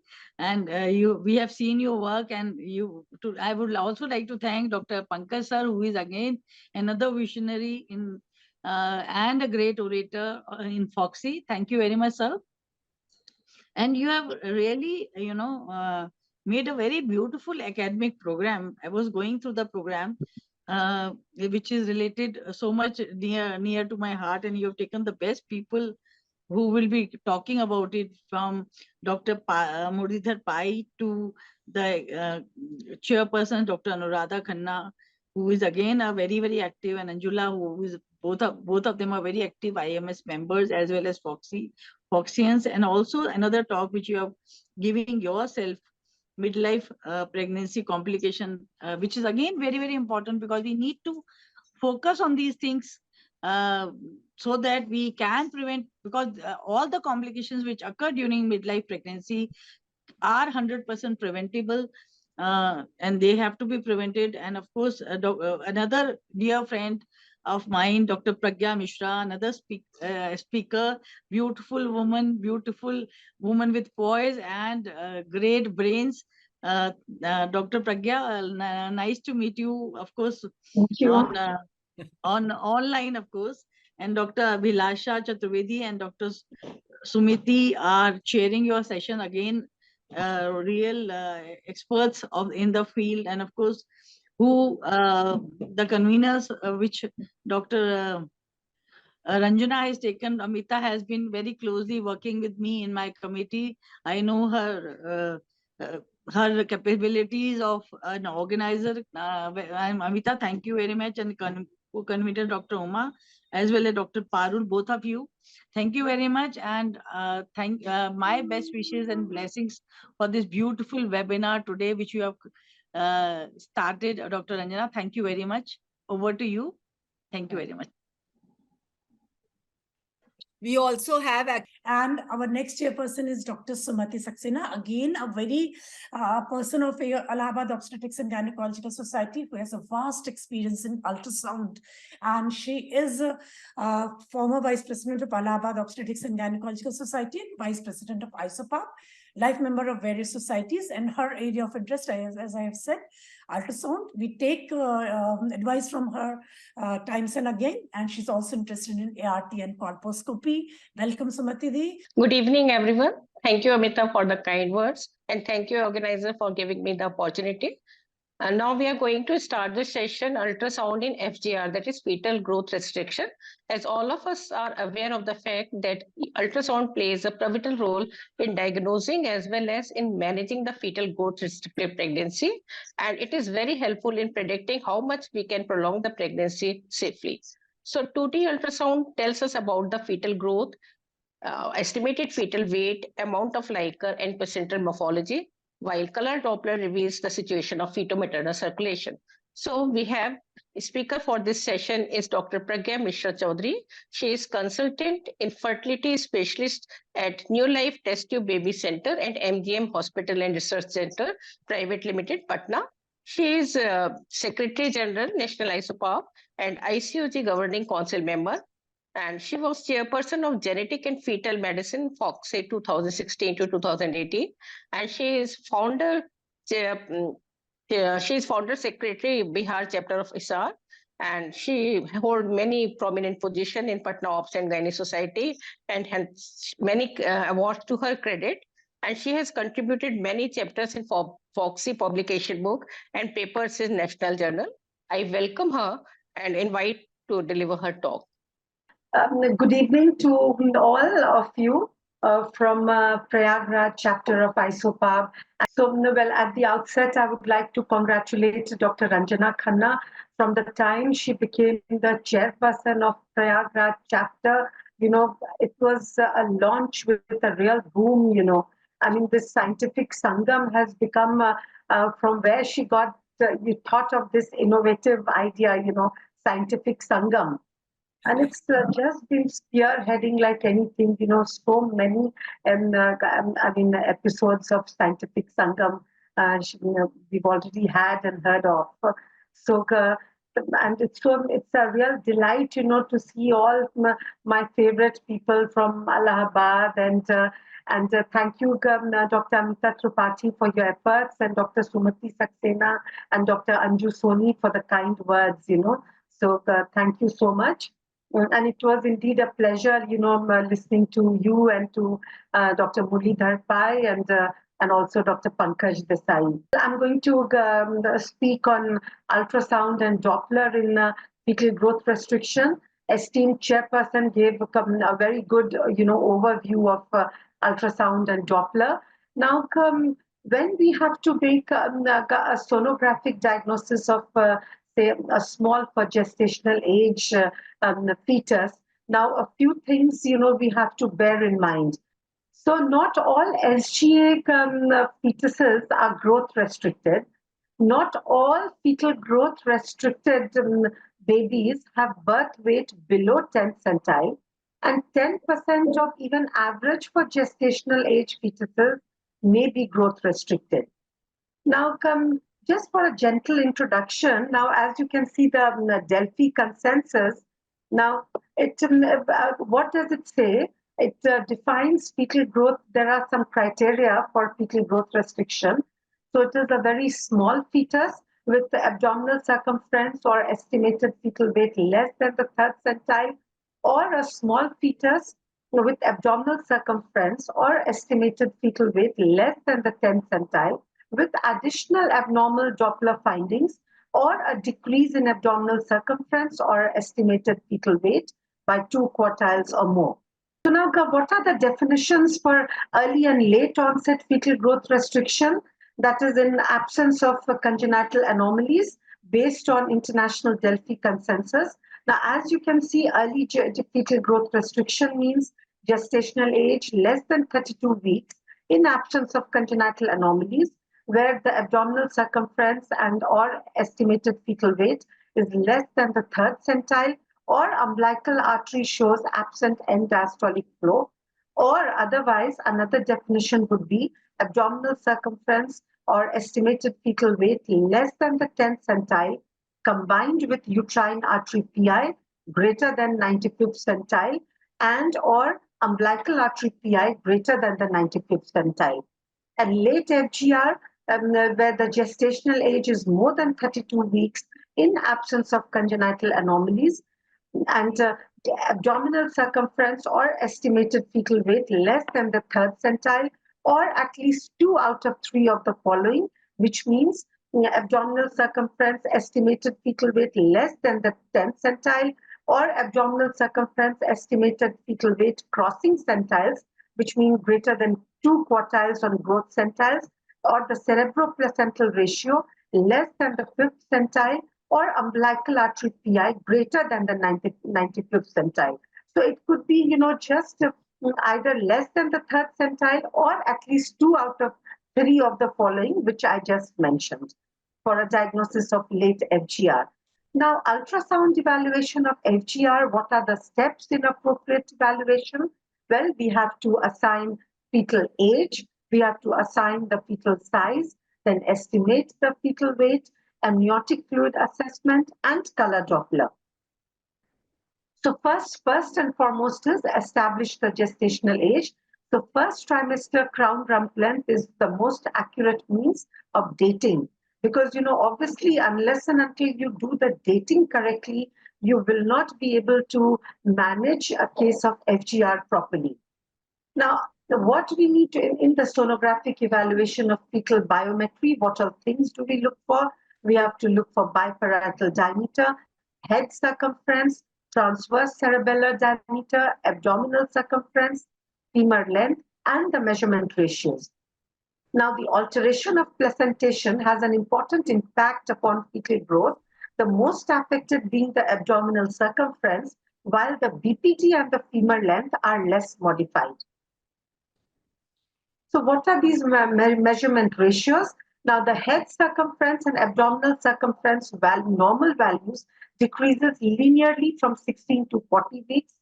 Head circumference upon abdominal circumference, if there is greater than 2 standard deviations above the mean, then it is predictive of fetal growth restriction. Then ratio of femur length to abdominal circumference. Now again, it is gestational age independent index. Its normal value is 22 plus minus 2% in second half of pregnancy. So femur length to abdominal circumference, if it is above 23.5, it is considered as abnormal. Now, abnormally elevated femur length abdominal circumference ratio and head circumference upon abdominal circumference ratio indicate asymmetrical growth and differentiate growth restricted fetuses from constitutionally small fetuses.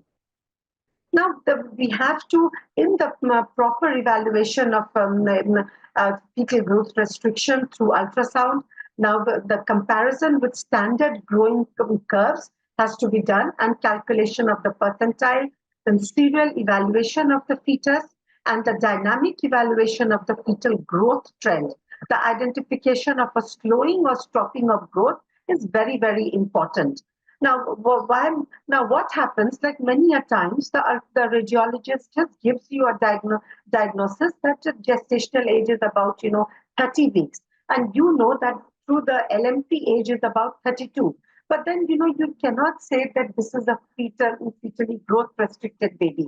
To say that, we have to, that's where the role of growth chart comes into play. So because, we have to plot all the readings serially onto the growth charts. And, still many of us are not using the growth charts. So which is really, we have to at least tell our sonologists that they should start using growth charts and plot the values and then give it to us. Some of them they do, but not all. So we have like population-based universal charts, which are Hadlock, Intergrowth 21st, then WHO charts, then local and customized charts.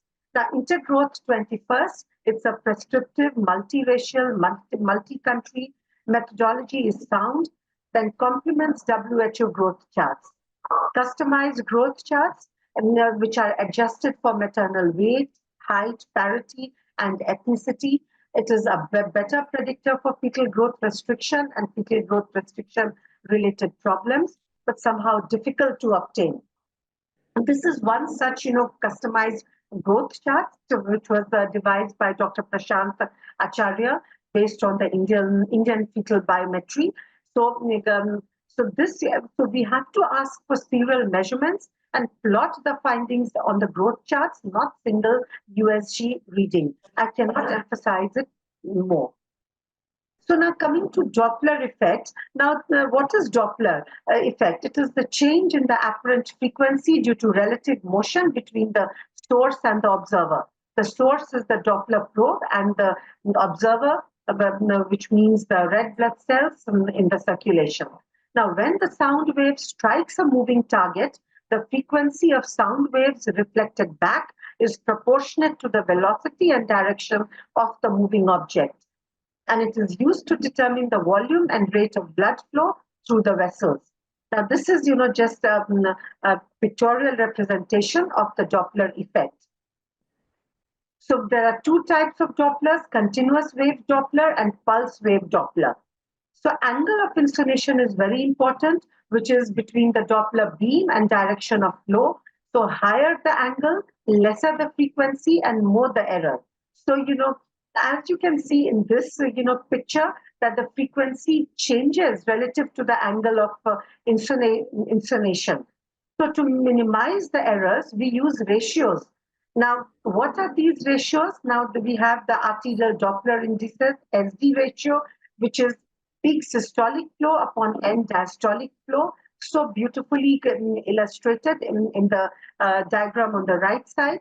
Then we have the pulsatility index, which means systolic minus diastolic upon mean of systolic plus diastolic.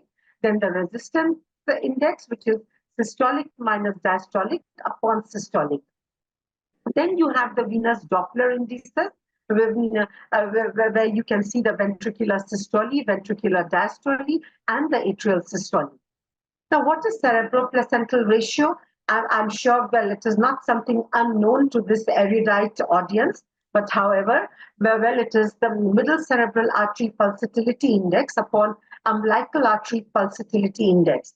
So CPR is essentially a diagnostic index. It is a more sensitive index for detecting poor perinatal outcome than umbilical artery or middle cerebral artery Doppler alone. The CPR is already decreased when its individual components suffer mild changes but are still within normal ranges.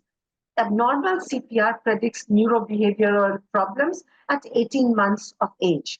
Now, Doppler in fetal growth restriction. What is the role of Doppler? Now, to identify the etiology of fetal growth restriction, which could be placental or non-placental, to identify hypoxia and fetal adaptation, to plan the timing of delivery, to identify fetuses at risk of perinatal complications. So the timeline for fetal hypoxia, as you can see, if there is abnormal fetal growth and abnormal arterial Doppler, it takes about 2 weeks for abnormal venous Doppler to set in, and just about 1 to 2 days for abnormal CTG and biophysical profile score. So, that's how, Doppler is very, very important. The Doppler is actually, so what you see like abnormal CTG, biophysical profile score, that is the effect, and Doppler is the cause. So it's always, better to treat the cause first, So it is, that's how, the role of Doppler in the management of FGR. So it identifies the vascular bed resistance, which means, when we talk about vascular bed resistance, we are talking about uterine artery and we are talking about umbilical artery Doppler. Now, to identify the fetal adaptation, how well or how bad the fetal has adapted to the changes of hypoxia, we have middle cerebral artery Doppler, and to identify cardiac decompensation, we have the ductus venosus Doppler and the umbilical vein Doppler. Now, what is the aim of monitoring? It is to intervene in time. So to monitor growth, we have biometry. To detect hypoxia, we have Doppler. And to prevent acidemia, we have Doppler, BPP, and CTG. And daily fetal movement counts. Now, monitoring, how often? Now, frequency is dictated by severity of growth restriction, gestational age of the fetus, and biometry should be done at an interval of about 2 to 3 weeks. No value for biometry if interval is less than 2 weeks. Then Doppler, 2 to 3 weekly if there are mild changes, and weekly or bi-weekly if there is severe dysfunction, and an AFI, weekly or bi-weekly. Now, as you can see in the fetal vasculature in perspective, what do the vessels and indices represent? As you can see, uterine artery, that represents the trophoblastic invasion by the spiral arteries. Then we have the umbilical artery Doppler, the physiological event that it depicts is placental villus obliteration. The middle cerebral artery depicts the brain sparing effect and the fetal descending aorta for redistribution of cardiac output, and ductus venosus, inferior vena cava, and umbilical vein pulsations. They denote the myocardial function. So uterine artery Doppler, its main use is in screening. An early diastolic notch in the uterine artery at 12 to 14 weeks suggests delayed trophoblastic invasion. Now, earlier they used to talk about, screening of through uterine artery at about 16 weeks, but now it is done at the time of first trimester screening, so as early as 12 to 14 weeks. So persistence of bilateral notch beyond 24 weeks confirms and indicates an increased risk of preeclampsia, placental abruption, and early onset of FGR. An increased impedance of flow in uterine artery at 16 to 20 weeks was predictive of superimposed preeclampsia developing in women with chronic hypertension. The SOGC clinical practice guidelines, but they are slightly old, which says uterine artery Doppler may be performed at the time of the 17 to 22 weeks in women with the following risk factors. So what are these? Previous early onset gestational hypertension, placental abruption, FGR, stillbirth, pre-existing hypertension, gestational hypertension, pre-existing renal disease, long-standing ITDM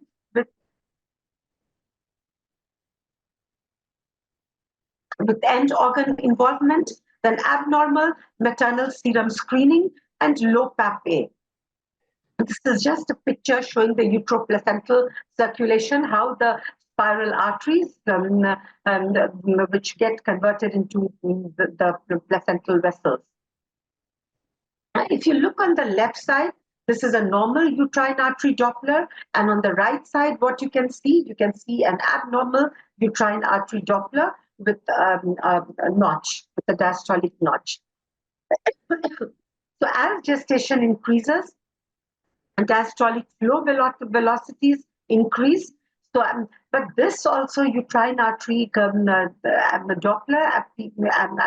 the PI, as you can see that no single value is of any use. It also has to be plotted on these charts, because it shows, what is the 5th centile, what is the 95th centile, and what is the 50th centile. So only, when you plot, then you would know that uterine artery PI is above the 95th centile, and you can say that, that this baby could be heading towards a fetal growth restriction. Now, what are the RCOG recommendations for uterine artery Doppler? It says that in high-risk populations, uterine artery Doppler at 20 to 24 weeks of pregnancy has a moderate predictive value for a severely SGA neonate, and it is a grade A recommendation. Now, in women with an abnormal uterine artery Doppler at 20 to 24 weeks of pregnancy, subsequent normalization of flow velocity indices is still associated with an increased risk of a SGO neonate. So repeating uterine artery Doppler is therefore of limited value. Now, women with an abnormal uterine artery Doppler at 20 to 24 weeks, defined as a PI greater than 95th centile, which I just mentioned in a couple of slides before, and or notching, should be referred for serial ultrasound measurement of fetal size and assessment of fetal well-being with umbilical artery Doppler commencing at as early as 26 to 28 weeks of pregnancy. Now, women with a normal uterine artery Doppler do not require serial measurement of fetal size and serial assessment of well-being with umbilical artery Doppler unless they develop specific pregnancy complications, for example, APH or hypertension. However, they should be offered a scan for fetal size and umbilical artery Doppler during the 3rd trimester. So latest, they say that whenever you are doing a growth scan in the 3rd trimester, always do a Doppler also along with the growth scan.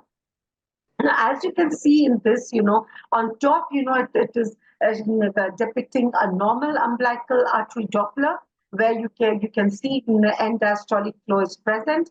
The second one is high resistance, where there is a reduced end diastolic flow. In the third one, there is absent end diastolic flow. And in the fourth one, there is reversal of end diastolic flow. So the amount of flow during diastole increases as gestation advances. So the SD ratio and PI ratio should decrease, which is normal. Again, the PI of umbilical artery has to be plotted on the charts, with the cells showing the centiles, 5th, 50th, and the 95th centile. As you know, I showed in my first slide itself regarding the Delphi consensus criteria for fetal growth restriction, where they have taken all this into account. With umbilical artery Doppler above the 95th centile, or middle cerebral artery Doppler below the 5th centile, uterine artery Doppler above the 95th centile, all that they have taken into account. Here you can see an abnormal umbilical artery waveform, where the resistance index, the SD ratio, and PI is increasing because the end diastolic flow has gone down. The absent end diastolic flow of the umbilical artery in the 3rd trimester, then perinatal mortality is actually quite high, almost 41%. Now, reversal of the end diastolic flow, where the perinatal mortality can be even up to 72%. Now, looking at umbilical artery Doppler RCOG recommendations, in a high-risk population, the use of umbilical artery Doppler has been shown to reduce perinatal mortality and morbidity and mortality. And umbilical artery Doppler should be the primary surveillance tool in the SGA fetus. And when umbilical artery Doppler indices are normal, it is reasonable to repeat surveillance every 14 days. Now, more frequent Doppler surveillance may be appropriate in a severely SGA fetus, and repeat surveillance twice weekly in fetuses with end diastolic velocities present, and daily in fetuses with absent or reversed end diastolic frequencies. Sorry. So middle cerebral artery PI upon umbilical artery PI, which is the cerebroplacental ratio. It is the single most sensitive parameter for assessment of fetal growth restriction and has a single cutoff value of 1. So it's really important, going for a cerebroplacental ratio. As you can see again, where the middle cerebral artery PI has been plotted again into the charts.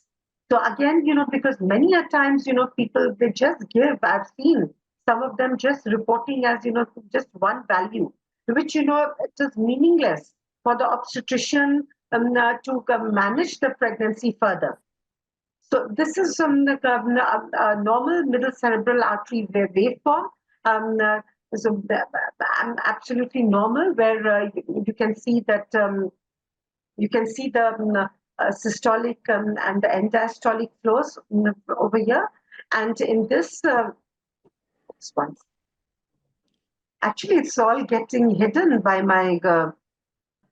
So here there is one middle cerebral artery waveform in fetal growth restriction, where you can see there that there is increased flow during the diastole, because that's the way how the fetus compensates for the hypoxia which is happening.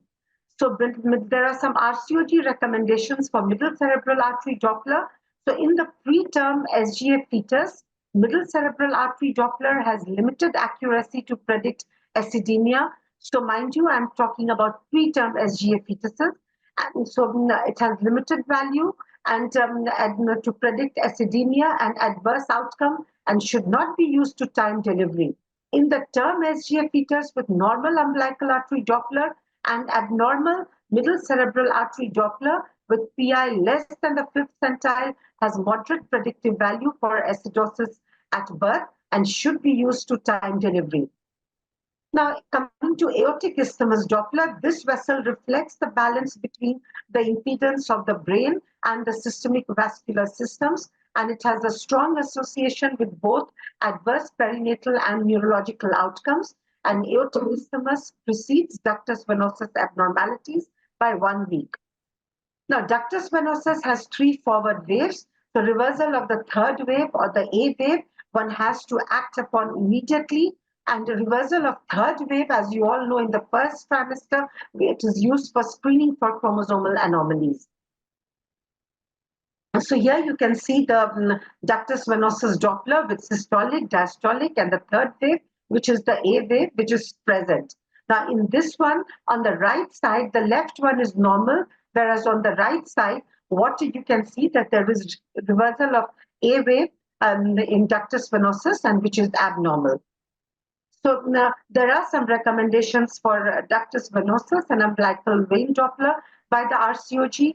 So ductus venosus Doppler has moderate predictive value for acidemia and adverse outcome, and ductus venosus Doppler should be used for surveillance in the preterm SG with abnormal umbilical artery Doppler and used to time delivery.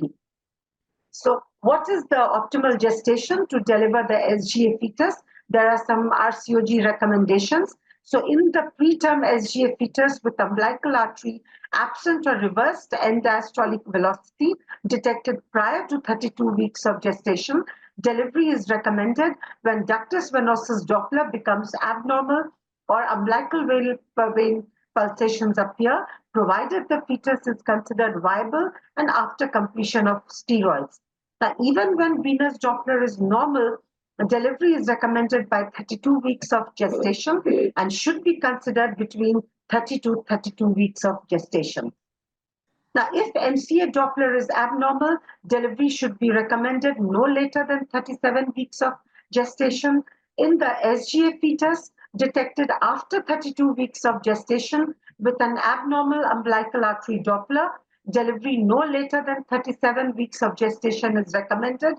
And in the SGA fetus detected after 32 weeks of gestation with a normal umbilical artery Doppler, a senior obstetrician should be involved in determining the timing and mode of birth of these pregnancies. Delivery, however, should be offered at 37 weeks of gestation. Now, so Doppler markers of cerebral vasodilatation seems to be a landmark of a late FGR. So middle cerebral artery PI less than 5% is considered a marker of cerebral vasodilatation even in the presence of a normal umbilical artery PI. So if in the third trimester, the obstetrician analyzes only the umbilical artery PI, these fetuses late FGR will be missed and the potential intrapartum and postnatal complications cannot be anticipated. So optimal method and frequency of fetal surveillance in an SGA fetus and the optimal test to time delivery. Now it has been given, in one slide, staged based management. Now if there is severe smallness or mild placental insufficiency, which means the estimated fetal weight is less than the third centile, cerebroplacental ratio is less than the fifth centile, umbilical artery PI greater than 95th centile, MCA PI less than the fifth centile, uterine artery PI greater than the fifth centile, then one has to do weekly monitoring and one has to deliver by 37 weeks and induction of labor can be considered. Now, if there is severe placental insufficiency, which means umbilical artery shows absent end diastolic velocity or there is reverse flow in the aortic isthmus, then one has to do bi-weekly monitoring and delivery has to be carried out by 34 weeks through a cesarean section. If there is no suspicion of fetal acidosis, which means umbilical artery shows reversed end diastolic flow, ductus venosus PI is greater than the 95th centile, monitoring has to be carried out every 1 to 2 days, and delivery one has to deliver the fetus by 30 weeks through a cesarean section. If there is high suspicion of fetal acidosis, which means ductus venosus shows a reversed A wave with CTG less than computerized CTG is showing less than 3 milliseconds variability, then fetal heart rate deceleration, then one has to do number 12 hourly monitoring. The fetus has to be delivered as early as 26 weeks and through a cesarean section. Actually, without the management, this and just talking about, because since we are clinicians, and just talking about ultrasound and Doppler without how it helps in the management and coming to a decision would be incomplete without all this. So basically now I'm just coming to the end now. So one has to weigh when it comes to fetal growth restriction. We have to weigh the benefits of a difficult extra uterine environment, which means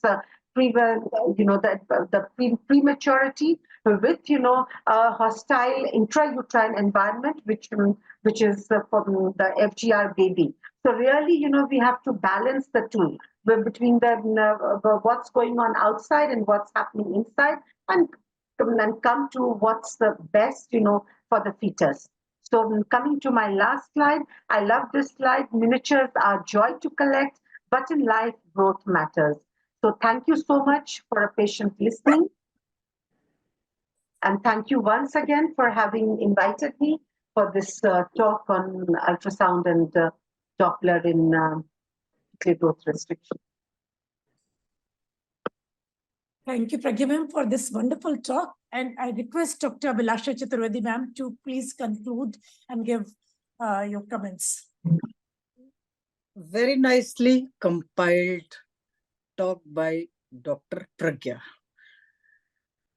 I want to highlight the silent features because all the obstetricians are not aware about the fine details. So I just want to highlight the important points.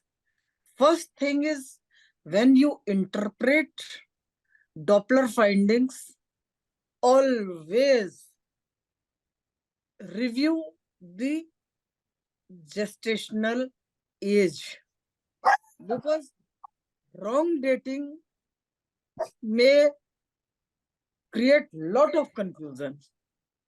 And I have seen practically the patients being diagnosed as FGR, all where the age was gestational age was not corresponding with the LMP. So this is the first point to be highlighted.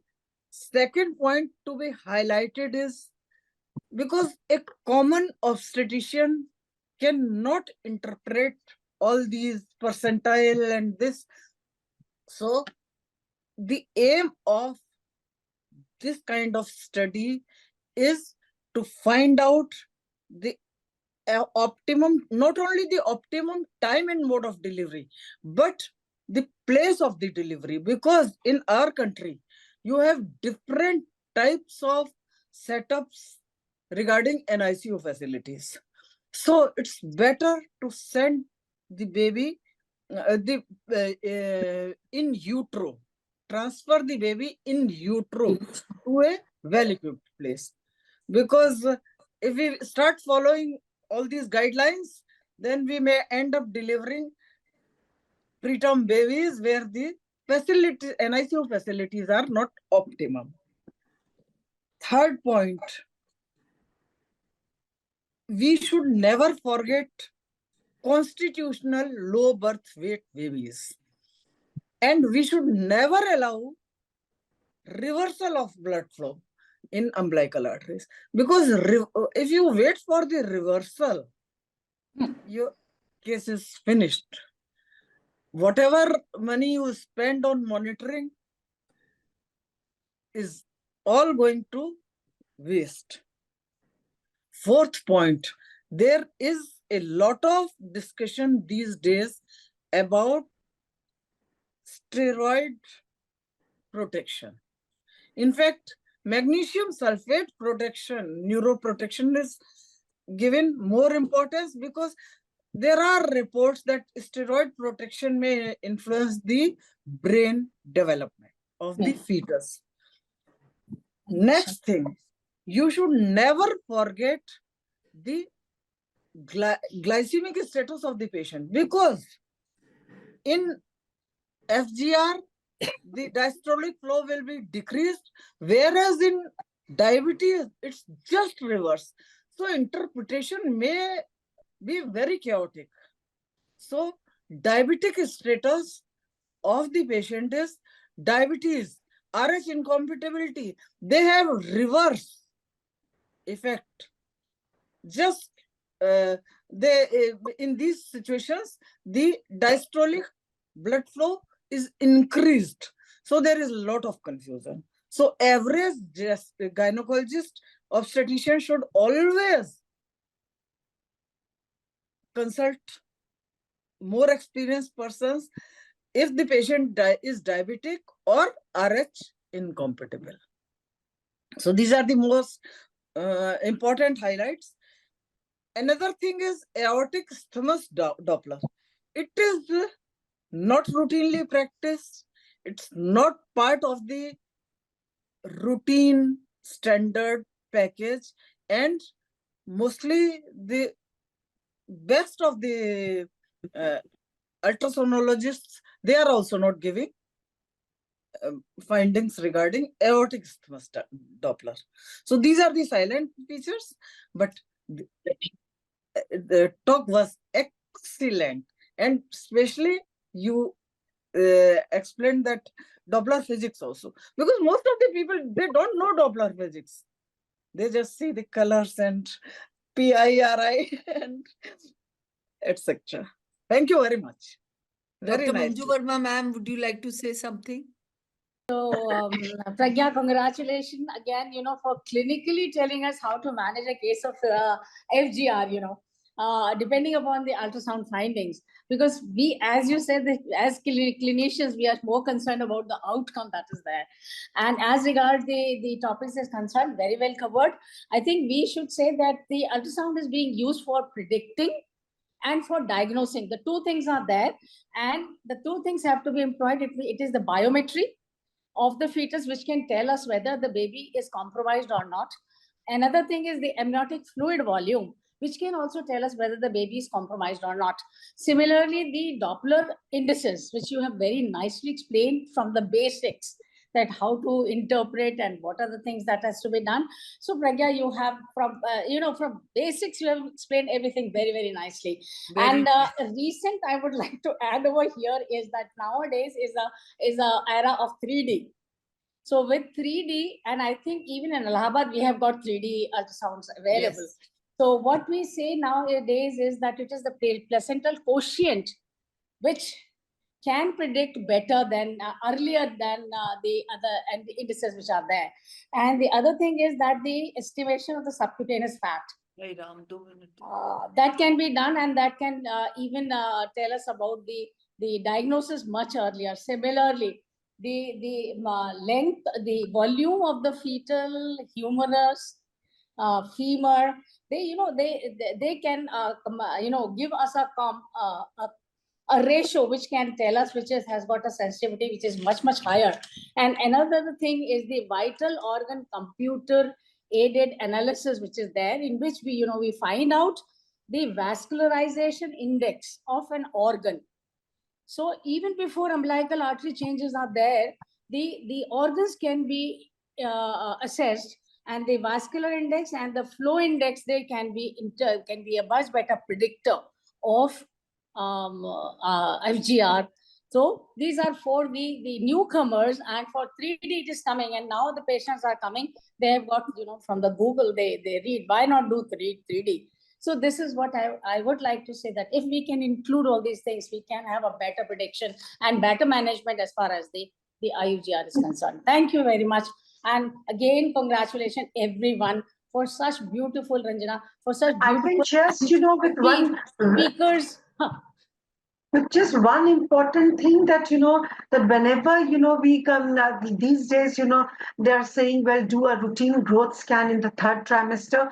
But when we are requesting for a growth scan, do, Doppler as well, because that's how, you can diagnose, you will not miss the late FGRs, which are more difficult to diagnose and very, and most important cause of stillbirth and all that, late FGR.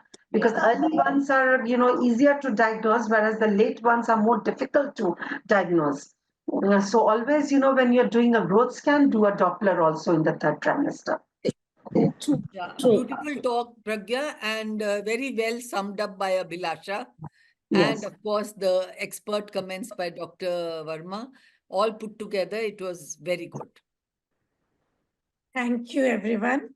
So after these very insightful all 3 sessions, we have come to the very end of the things, and it's the time for formal vote of thanks. My utmost sincere gratitude to our chief guest, a guru in true sense, Dr. Pankaj Desai, sir. There is so much wisdom and knowledge in each of his words. Thank you, sir, for giving your blessings. Thank you, Anju ma'am. You have taken time from your busy schedule to be with us and to bless this webinar. Thank you, ICOG office, for always standing behind us and giving us ICOG points. Thank you, our scientific expert, Professor Dr. Manju Varma, ma'am, for giving inputs and insights always. My deepest gratitude to our chairpersons, Dr. Anuradha Khanna, ma'am, Dr. Anjula, Dr. Bina Tandon, Dr. Urvashi, Dr. Abhilasha, and Dr. Sumati for your wonderful insights and inputs. My sincere thanks to the speakers of today. Firstly, Dr. Ranjana Khanna, ma'am, the talk was excellent, and through where there are many take-home messages. We all know that Madam is standing for the President FOGSI, and we all must stand with her and support her in every way possible. And my sincere thanks to Dr. Muralidhar Pai, sir. You make each and every subject so interesting and easy to grasp, brilliant and methodical. Thank you, sir. And Pragya ma'am, your talk was very informative and full of wonderful insights and lovely pictures. And there are many 2-3 points which I learned today. They are new. Thank you, ma'am.